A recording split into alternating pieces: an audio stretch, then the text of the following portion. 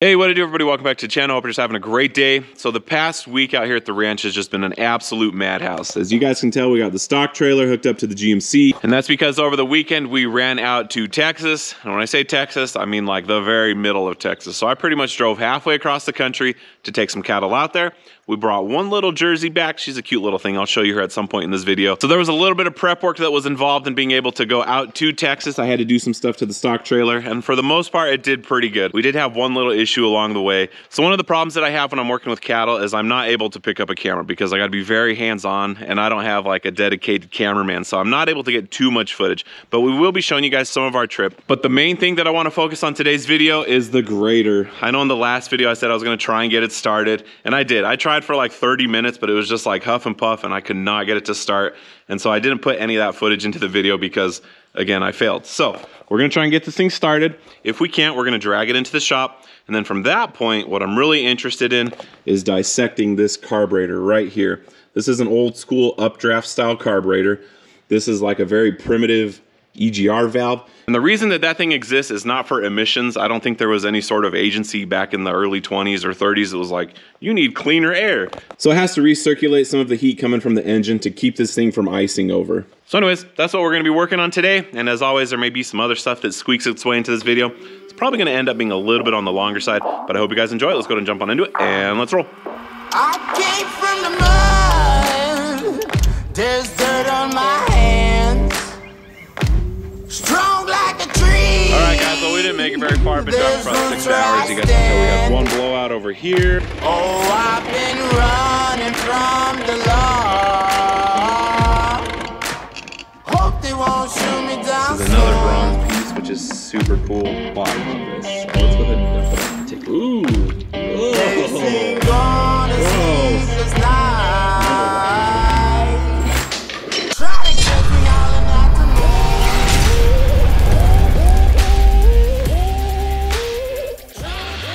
All right, well, first up on the list, we're gonna go ahead and address the lights on the back end. Made a pit stop by my favorite parts house in San Diego, Wetmore's, and you guys can see we need that brake light replaced, that brake light replaced.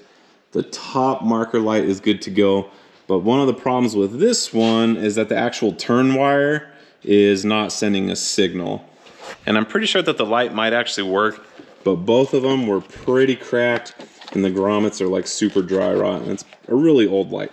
So I went ahead and picked up 2 new ones. We're gonna put new grommets in there because I want 0 issues on this trip, and I don't know if we get caught in like some freak rainstorm, water gets in there, lights quit working, get pulled over. We're trying to avoid any problems. But as far as this light's concerned, I gotta pull a new wire down here. It does make its way across the top over here, and you guys can see them pop out right here. We got these super nice connections, which I'll probably clean those up.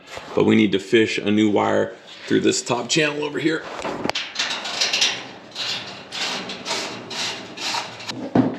So we are not using the correct color wire, but it's what I have. So it's gonna have to make do.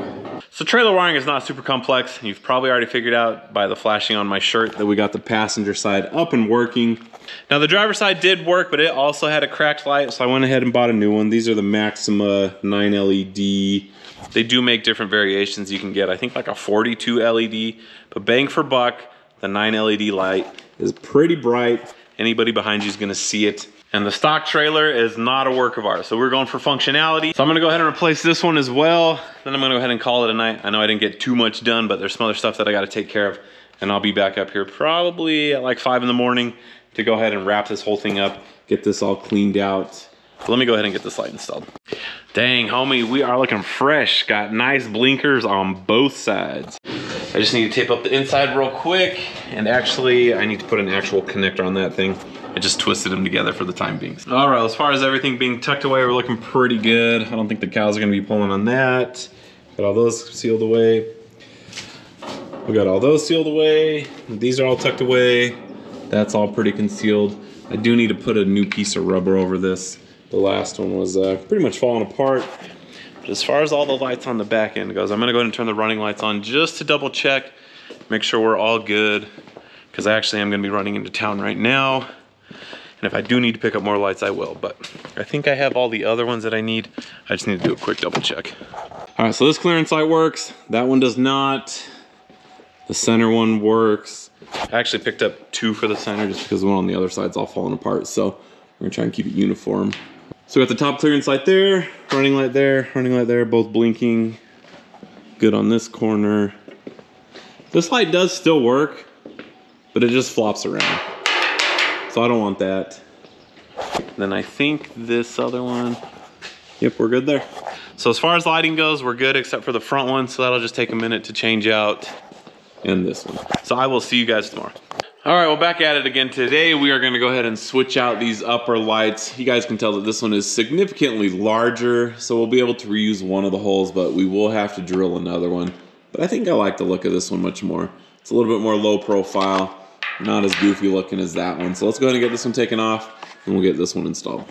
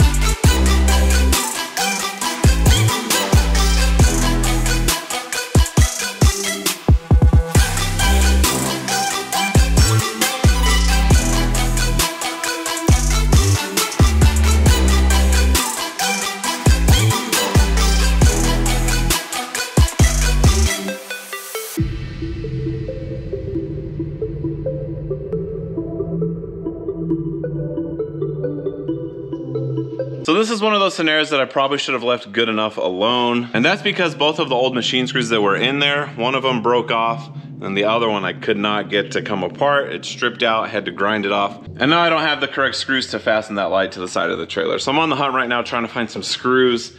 And as soon as we do, I'll get that thing put back together, and then we'll start working on the front light. So I have scoured the shop looking for some machine screws small enough to fit in there, and I am coming up short-handed. So my options are kind of limited, and this is what I have come up with. I found a J box that has 2 of the screws in it still. So I'm actually going to be cutting off these ears using these screws and this J box backing plate as the nut. And I think it's gonna work. Maybe when I get back, I'll go ahead and pick up the correct screws, but for now, we're just trying to get this thing together, get it roadworthy, and this is what we're left to deal with. So I'm gonna take these screws off, make sure that they double fit inside those holes, and if they do, then we'll go ahead and cut these little flanges off.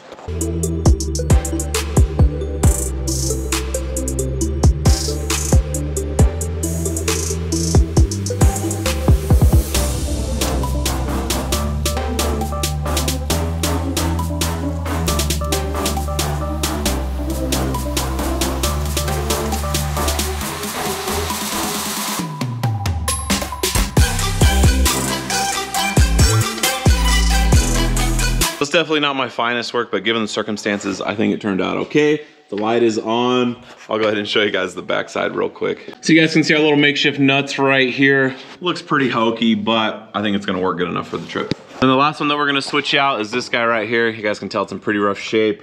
We're gonna be replacing it with this one, which is a surface mount amber park and rear turn. Even though we're not gonna be using the second function on this, which is just like a blinker, we only need it for the running light. So we're only gonna be using 2 of the wires instead of the 3 that this one has. So the red wire will not be connected. We're just gonna use it as a running light basically. So let me go ahead and get this off.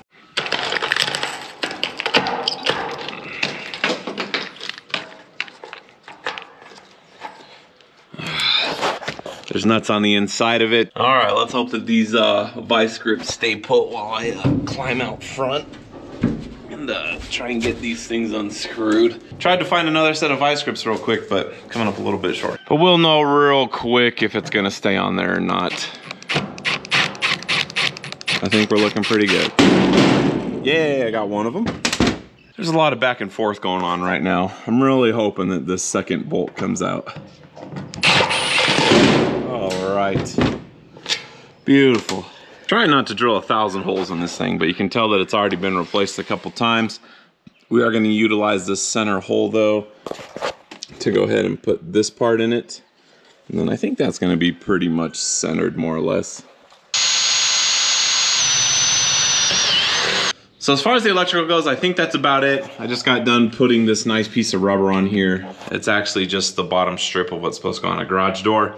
I had a roll of it. I was gonna cut a mud flap up to put it right here, but this ended up working pretty good. And then that light's all the way installed. We'll go ahead and do a quick little test, make sure it's working. I actually haven't checked to see if it works yet. I'm hoping I wired it up correctly. And we did, it's on. So every single light on the trailer works now. So all I gotta do is go ahead and grease the hubs and check the tires. All right guys, well the time has come for me to head down to the house, take a nap, because when I wake up, we're gonna be loading the cattle, we're gonna be hitting the road. I just spent the last little bit cleaning the truck out, getting it ready for the long road trip. So I'm gonna catch some Z's and I'll see you guys in a little bit. All right, we're making the final preparations to get underway. Right now we're just filling up our water totes. We got that one right there that's filled up about halfway, so they get a drink of water when they first get in here. We are not gonna top that one off because that one's gonna be sloshed around and just make a huge mess. Then every time we pull over to fuel up or do anything like that, we'll go ahead and top them off with these so that the cows can stay nice and hydrated. Then up top, you guys can see that we got a nice brand new bale of hay that at one point I will sneak in through this side door. We'll throw a couple flakes out for them to eat. And hopefully we don't have to make too many stops. We're just able to make it pretty quick to Texas. Let's go ahead and get this turned off.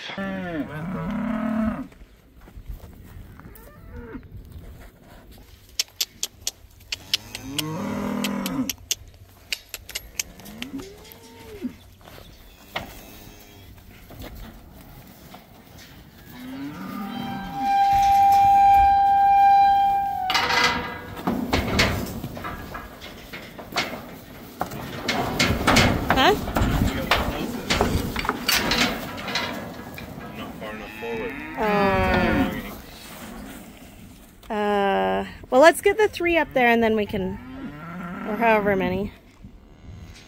Well, I should be able to pull forward. Okay. Oh.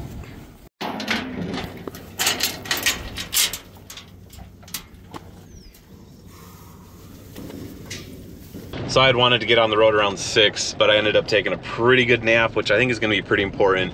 And I think we're going to be able to push through the night and get through the hottest part of the trip, which is going to be Arizona and New Mexico. Not saying that Texas is going to be hot, but that Arizona desert is just something else. It is just crazy hot. And if we can get through there at night, be a little bit nicer to the cattle, should be smooth sailing the rest of the way. All right, guys, well, we didn't make it very far. I've been driving for about 6 hours. You guys can tell we had one blowout over here. Then on the other side, we actually had a tire blowout at the exact same time. So I'm kind of thinking we actually ran something over that was in the freeway. Not 100% sure. So I went ahead and got one of the tires switched out already. I got to add that one still. But this is not good because I still have like another 850 miles and I have no more spares. At some point during the trip, I'm going to have to find some tire shop to where they can go ahead and replace that tire. Then I'll go ahead and show you guys the one on the other side real quick. We got to switch this one out next. Sorry, cows. This is not how I wanted to be doing this right now.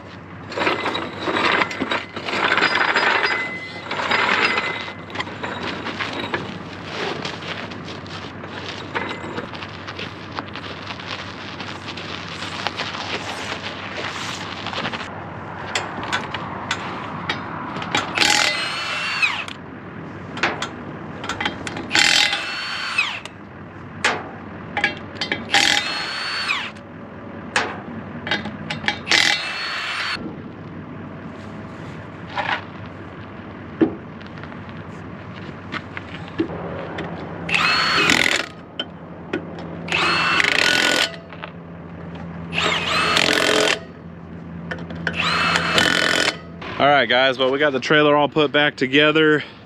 I'm hoping that we don't have any more blowouts in the next 8 or so hours. And then as soon as the stores start to open up, I'll go ahead and stop by a tire shop or even like a Tractor Supply. And we'll just pick up a whole new wheel and tire because that is not good.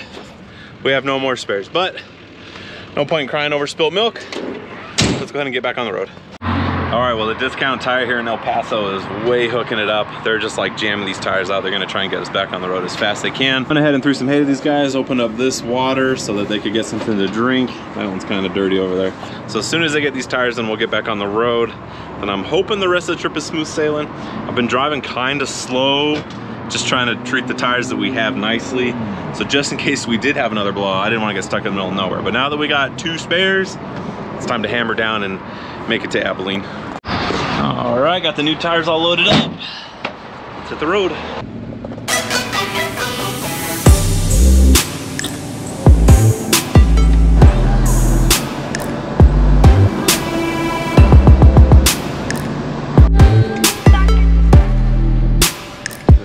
I hope this doesn't destroy my tailgate right now.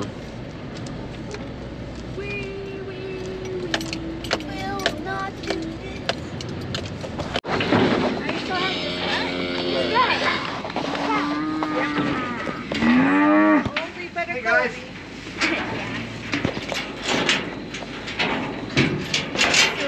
I'm gonna ride out of here.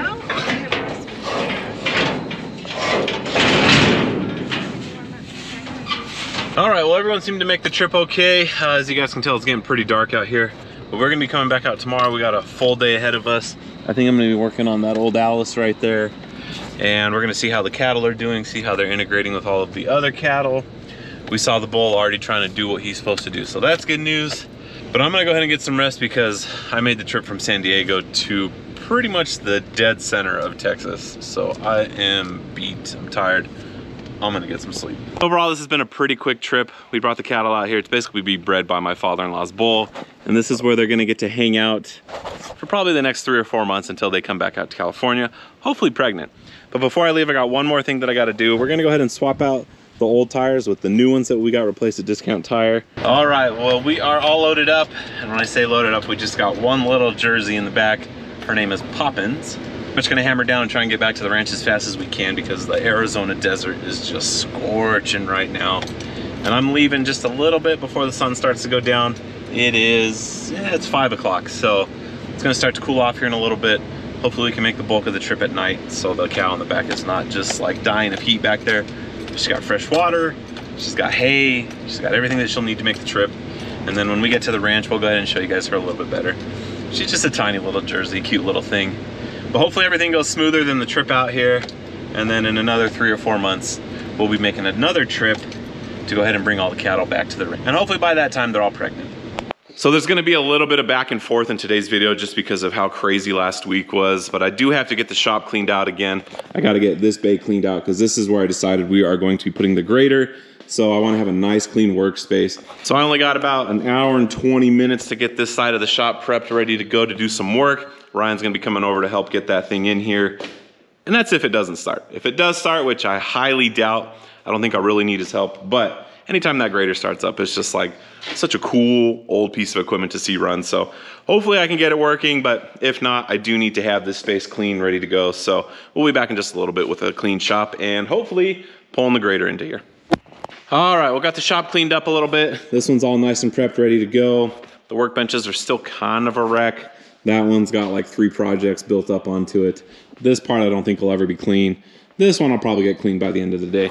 But I went ahead and cleaned out this bay as well because I got to pull the Peterbilt in here to do some maintenance at some point.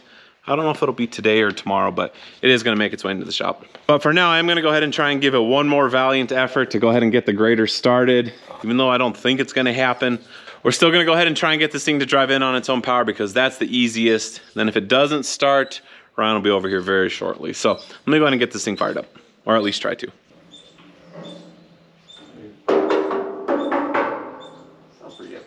Dude, I filled this thing up. Really? So if it's gone, that means it disappeared somewhere. Uh-oh.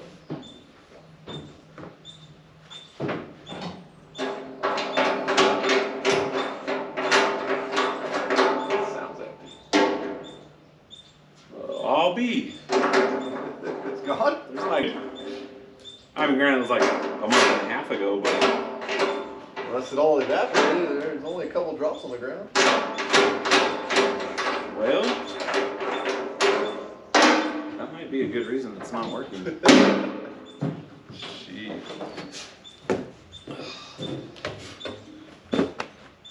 sucks a lot. I thought I'd close that valve.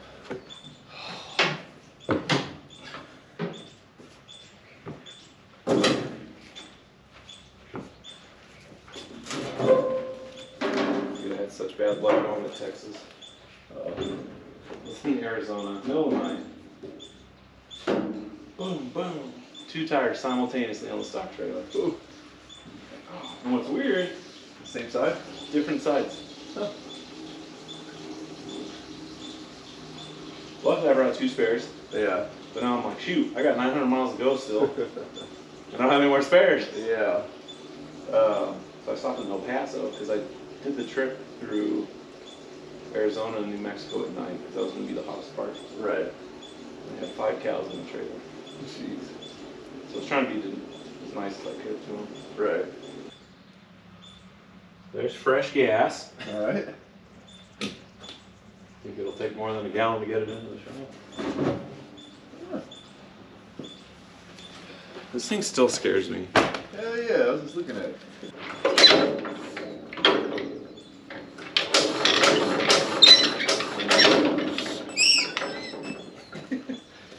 You want to give it a shot? No, I really. Not really. I'm scared of this thing. Yeah, me too. Dude, if it starts up right now, because I fought with this thing for like 30 minutes the other day trying to get it to start. Yeah. Because I swore I had. Oh my gosh. So mad right now. Let's see. One of the few times you can say it ain't got no gas in it. Dude, I know.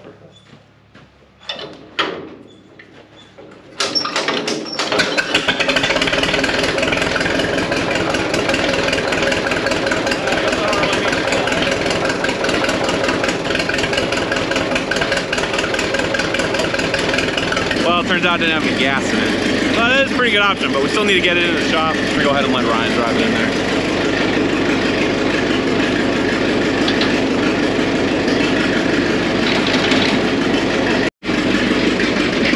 I don't know.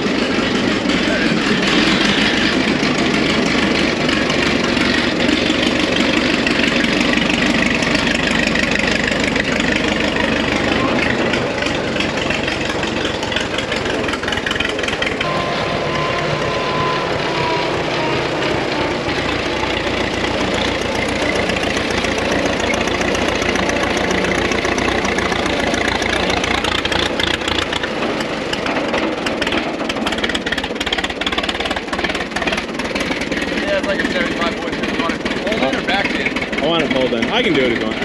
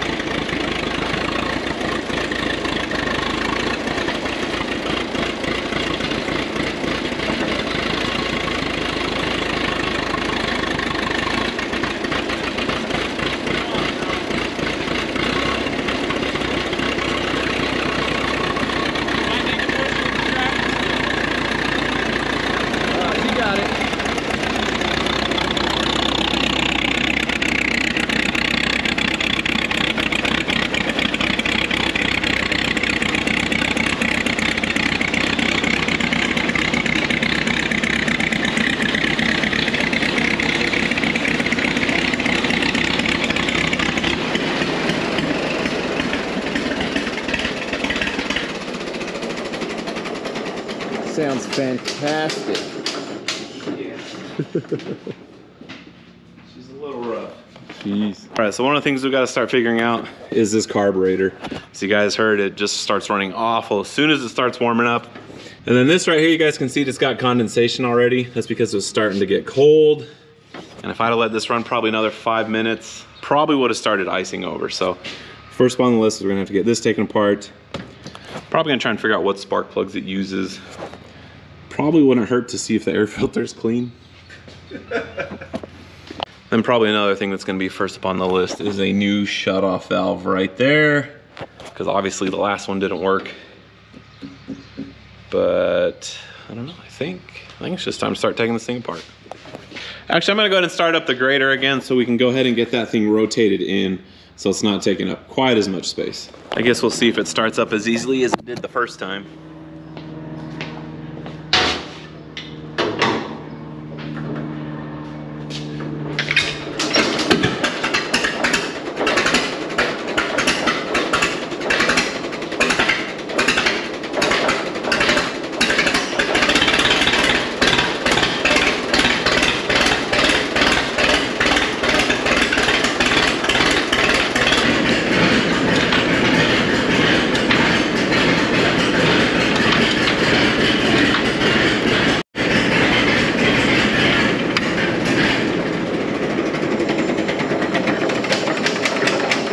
All right, well, I'm super glad to have the grater actually in the shop. I thought it was gonna be a lot more difficult getting it in here, but seeing as it fired up on its own power, really was not that complex of a thing. I guess Ryan didn't really have to come over.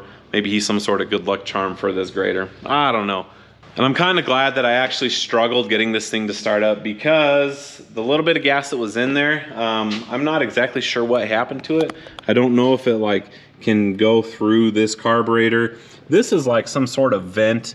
When the machine shuts off, you'll actually see like a little bit of gas vaporize coming out of that thing. So I don't know where it went. I had put probably 5 or 10 gallons in there and it was almost bone dry. So like I said, I don't know what happened to it. I don't know if it can make its way up through here. I don't know. I'm not familiar with updraft carburetors at all, which is why we're gonna start taking this thing apart. I'm going to be replacing all of this. And the reason that I wanna do that is because instead of actually just turning the machine off with the switch, I would like to basically just cut fuel and let the carburetor run completely clean, get all the fuel out of it, so we don't have the same issue in the future of bad gas, having a hard time to start. The list goes on and on. But for now, we're gonna go ahead and start disassembling all this stuff. We're gonna drain what fuel is in it. This carburetor, I have no idea how this works. On a typical carburetor, you're gonna have like a bowl with a float that sits underneath it. This is on the side. So this is like the choke assembly. This is such a mystery to me. So I'm super excited to take that apart.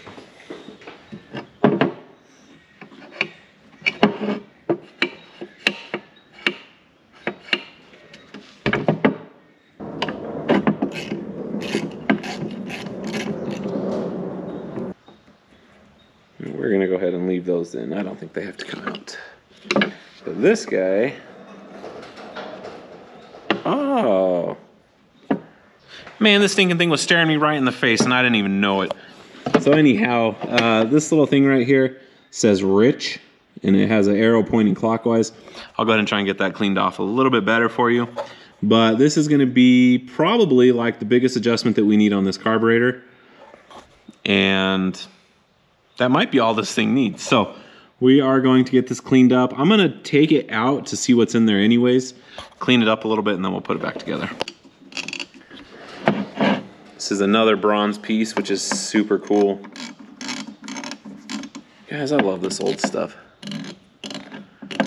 So this big old needle came out of there, and I can't really tell what's in there. I'm gonna go grab a light so I can kind of see what's going on in there. But odds are we're just gonna blast it with some carb cleaner and pray for the best. Yeah, because I can't see a dang thing in there. All right, well, we are torn down about as far as the carburetor can go. I'll be honest with you, I thought there was gonna be some crazy componentry going on in here. There's not a whole lot happening in here. It was like super easy to take apart. The only thing that we could really take apart still would either be this butterfly valve or that butterfly valve. But there's no reason in doing that because they both work exactly like they're supposed to. But as far as like needles and jets and all that kind of stuff, they're not too much of it. So we did get everything cleaned out. You guys can see the bronze color a lot more right now that it's actually like all cleaned up. Yeah, we're just gonna start putting it back together. But now we know what this little guy does. This is the main adjustment that we were looking for. One that'll either make it run rich or run lean. That is what we needed, because as soon as this thing got up to operating temperatures, it just started running so bad. And I think it's because it was running too lean and it needed to be a little bit more on the rich side. So we're gonna go ahead and put everything back together. We're gonna adjust it accordingly. So putting this thing back together is basically just gonna be vice versa of taking it apart. So I'm just gonna set the camera up on a time lapse again.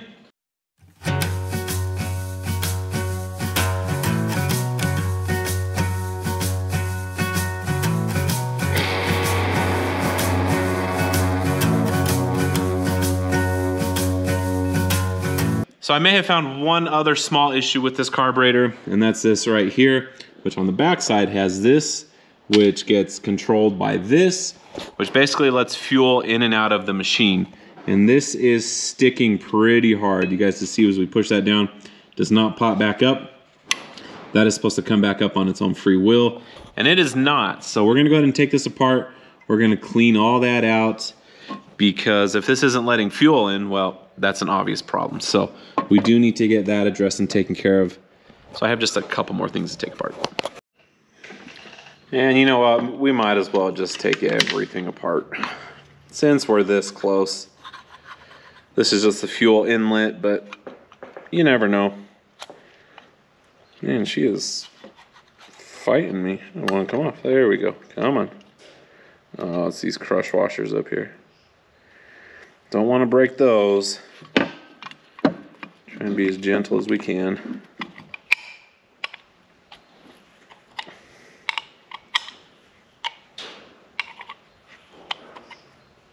So one of the biggest issues that we're having this carburetor is this cover plate right here where the float goes into. As I told you guys earlier, we have a pretty substantial crack right here. So I started V'ing it out a little bit, and we were just gonna do some JB weld on the outside, just a very thin layer of it to try and stop the leak. But as we clean out the inside, I'm not sure how well it's gonna come up on camera, but you guys can see we just have a whole spider web of cracks. And my neighbor's running back real quick because he's got a very thin sheet of bronze that we're gonna cut to fit, and then we're gonna JB weld from the inside, actually press it in there to seal all those cracks, and then we'll probably still put a very thin layer of it out here, and I'm gonna have to put a little bit right there because I beat it out just a little bit to try and be able to fill in that entire crack. So we do need to remedy the stuff that I was gonna do to originally repair it, on top of fix all those other cracks, because it leaks gas all over the place, and that is not a good thing. And I did find a replacement online, and for a rebuilt one of these old Ensign carburetors, we found an eBay special. Look at that, $750. So as it sits right now, I do not feel like spending $750 on a carburetor just to get a new one of these when I think that we can repair it. So I'm gonna go ahead and get the inside of this sanded down nice and clean. So when we do put the JB weld in there, it's gonna have something nice and clean and strong to bond to, and we don't have to worry about it falling off. And I was a little bit concerned about the float, and apparently these are hard to come by, because that rebuilt carburetor, it specifically says with no float inside the ads. So even though this one had been repaired with whatever he repaired it with, it works, and we're just not gonna poke the bear on that one. So let me go ahead and get this all sanded down. Then by the time my neighbor gets back, hopefully I'm ready, and we will be able to go ahead and repair this and get it all back together. All right, so I think we kind of have our solution. My neighbor brought over a little piece of brass and a big old sheet of that, which I don't think we're gonna need that, but as he's leaving, he says, just remember, brass adds class. So we're gonna go ahead and trim this to fit. And the cool thing about brass is it's pretty soft metal, and I'm actually just using some of my heavy duty scissors made by Wiss, which are titanium coated. And I've already cut one little piece of it, and they did a pretty great job. And then once this thing's all trimmed to fit, we'll go ahead and put some JB weld in there. We're gonna cover the whole thing. Then we're gonna set this down in there, we'll clamp it down. And realistically, I think that's gonna be our best solution, because the structural integrity of this thing has already been questioned a little bit. And with anything that's cast like this, anytime it gets pushed in and it cracks like that, the last thing you wanna do is push it back out, because that's when stuff starts to break off. So we're trying to save this thing as much as we can. without breaking it even more, because finding replacements for this thing are near impossible. So not that it's a huge issue, but whatever damaged this when it pushed up against it, it went ahead and bent the whole structure. So we have a little bit of an angle right there. And as you can tell, this is obviously pretty flat. So we're gonna put a little bit of a bend in this thing to try and help it contour to this. Then I'm gonna stick some of my really small clamps in there to try and hold it in place. So it kind of shapes to fit, and we're able to minimize the space that it protrudes into the cavity, because this float does need to still be able to function properly. As you guys can tell, there's not a whole lot of wiggle room. So we're gonna try and keep it as close to the sidewall as we can. All right, so you can see our slight bend that we put in there, and I went ahead and cleaned this up a little bit. The cleaner the better. You do not want any oxidation in there. You want it as clean and shiny as you can get it. I did have a little bit of an issue with these ribs over here, but the rest of it's pretty clean. It's got a lot of shiny metal in there, so I have no doubt in my mind that this thing's gonna stick in there pretty good. I'm gonna be using my little Milwaukee clamps. These are gonna work perfectly. I went ahead and adjusted them exactly to where I want them. And the reason is once you get that JB weld mixed up, time is of the essence. And as soon as you start working with this stuff, you wanna have everything lined up and ready to go so you can get it in there while it's like still fresh. Hopefully it cures, gives you a nice, good, solid bond so that we don't get any gas leaking through any of these cracks. So we're gonna go ahead and mix it up on some cardboard. I don't know if you guys remember these. These are my shims that I used for the baler. Got a ton of them because they came in like packs of 20. So these are gonna be great for spreading the JB weld out in there. And another thing you wanna make sure, no oil. No oily residue, that equals bad. So let's go ahead and, whoop. So let's go ahead and get our little workspace prepped. Move everything out of the way. Okay, there's that. Those ready. And we'll set that there. And take off this bad boy. Okay, we're really not gonna need much. All right, let's see. We want that to go in like that.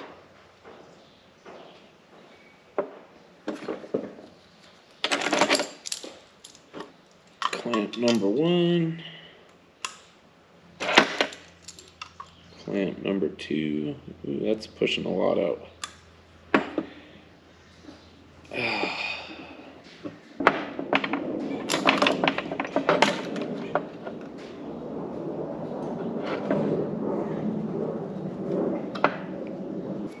This is what I'm talking about with hiccups. You guys want to have everything as ready as you possibly can.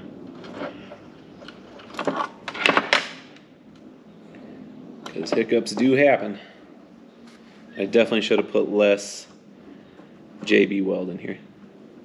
Alright, so I went ahead and brought it out in the sun to heat it up a little bit, help it cure a little bit faster. You guys can see our plate in there. It's not the prettiest, but I think it's gonna work. So we're gonna go ahead and let that sit. It'll cure faster if it's warmer. So we're gonna go ahead and make our way back to the grater. And we're gonna see what's going on inside this 100-year-old air filter. So you guys can tell we got some wing nuts right here. We're gonna see what it takes to actually clean one of these things. So I have no idea what's gonna be in there. It could be like one of those pre-air filters that we see on the newer tractors nowadays that have like that vortex technology where it separates the dust from the air first before it goes through the air filter. I don't know, but let's go ahead and, you know what, we're gonna have to loosen these wing nuts a little bit. Okay, let's see, is there one on this backside? Yep, got another one.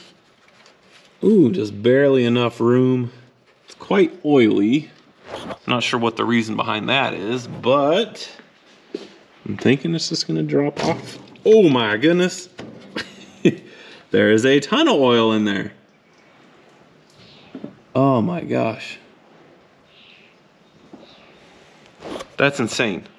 You guys, this air filter is wild. I've never seen anything like this before ever in my life. It uses oil to filter the air.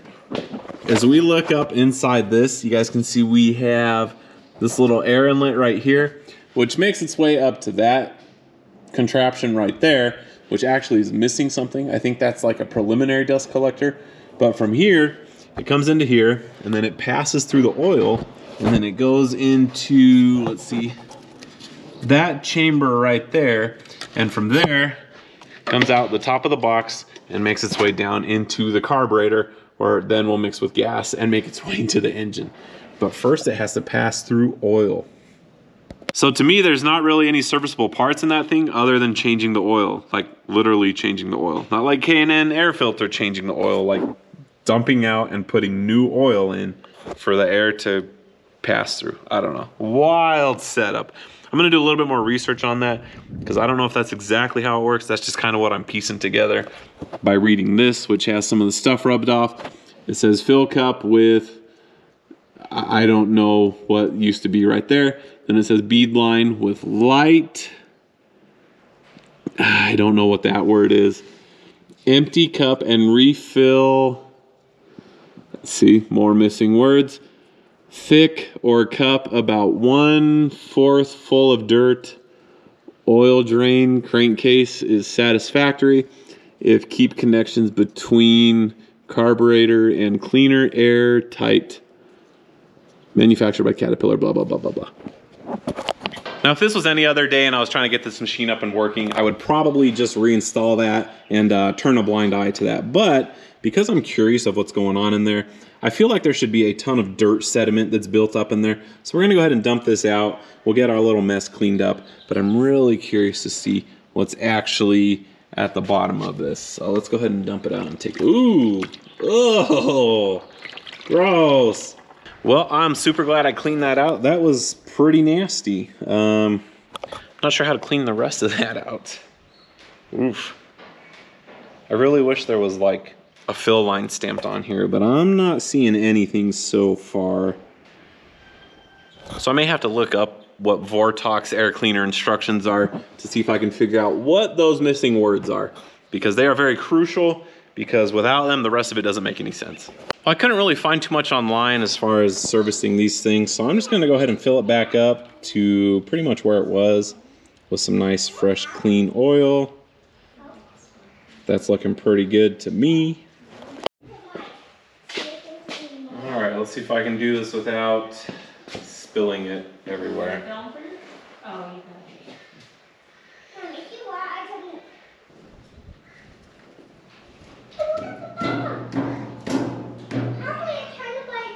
All right, so we got the air filter or air cleaner re-oiled. We got all the nasty out of there. We got the carburetor starting to get put back together. I think the JB Weld repair job is gonna hold up nicely. You guys can see our brass plate in there. The float is able to move up and down still. And I think we're in the clear. So I'm gonna go and set the camera back up on a time lapse. And when we're done, I think it's go time. I've always dirtied everything that I found. This ain't no difference, so look at you now. And baby, cut yourself loose. Save all the things that I said that night. Playing it cool, but I never got it right. Baby, cut yourself loose. I was mesmerized by your eyes. Keep me up every night. Keep me up every night. There ain't no satisfaction for me now. There ain't no satisfaction for me now.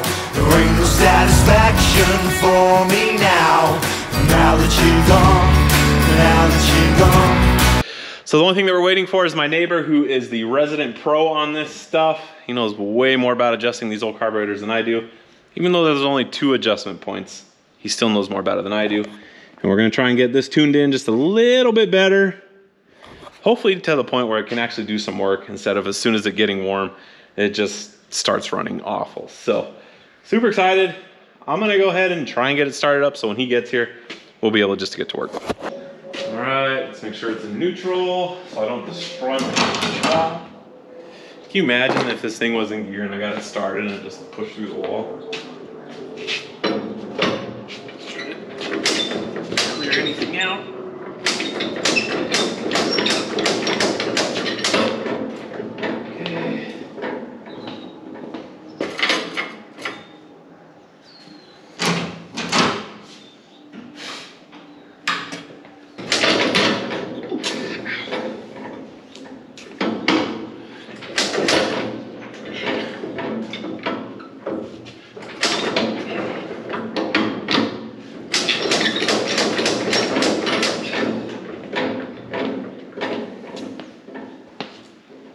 sunshine. Do your thing.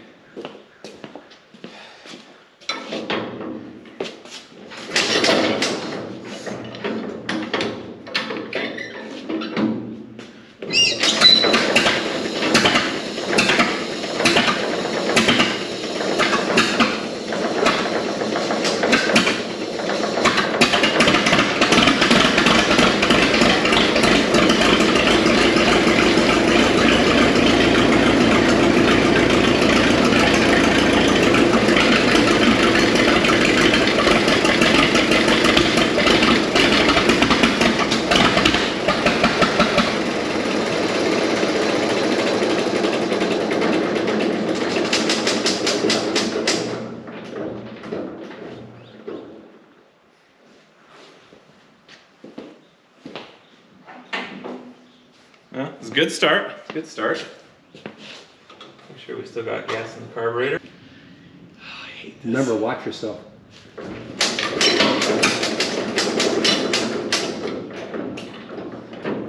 So we pretty much have narrowed down what the problem is, and it is the float assembly.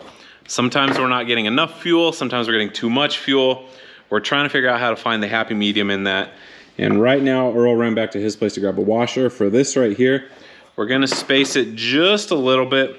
He calls it the tickler, and basically it's just this little metal rod that pushes the float down to fill the bowl up a little bit extra.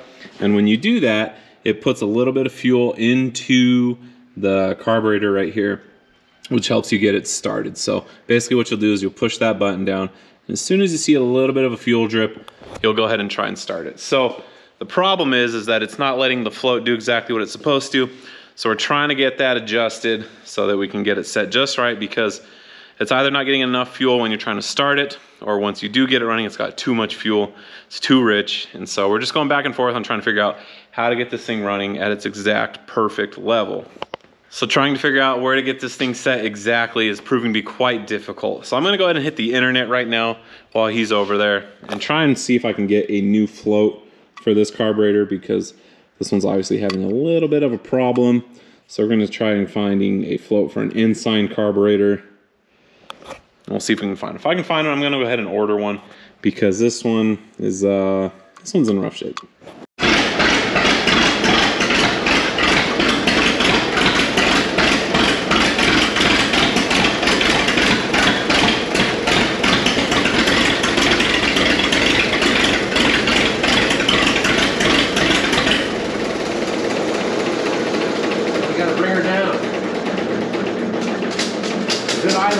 Last time was just a crack of this. Well, in theory, don't we want it to where we don't have to worry about this? Yes, you want to be able to turn this on and have the float shut off the fuel. That's what you want. And in my mind, I mean, you've seen it work with me blowing on it. Mm-hmm. So if it's leaking, if I can shut it off blowing on it and it's still leaking, that means the level in here is too high.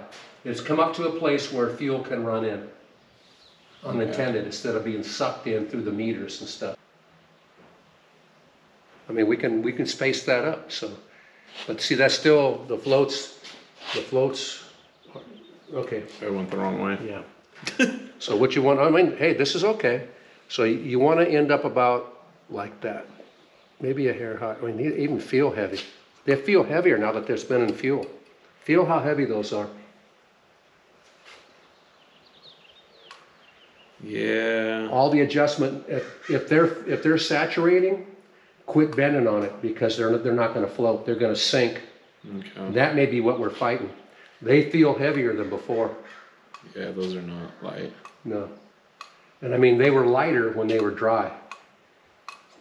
Yep. Looks like I'm ordering those floats. Yep. And then I think you'll make progress. Somebody's already been down this road too. The cool thing about this is the individual floats are replaceable. So we've kind of been chasing our tails a little bit, but we think we have it narrowed down to these floats right here. These are the ones that obviously been worked on a little bit in the past. And my neighbor noticed that they were feeling a little bit heavier. As you guys can tell, they're really not floating very well. We think they're supposed to be like super buoyant and floating way higher than they actually are. And we're gonna let them sit for a little bit, see if they soak up any gas and see if they actually drop down farther. So real quick before we go ahead and wrap things up, we are in the process of getting our bull down into the pasture, and we are basically having him follow the Ranger, which has all the food in it, and so far it seems to be working pretty good.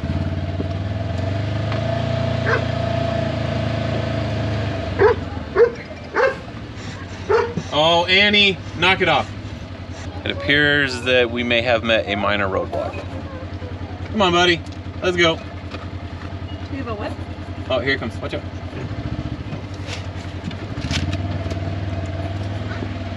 So before we wrap things up, I just wanted to show you guys one more thing real quick, and that's this beautiful little Jersey heifer right here.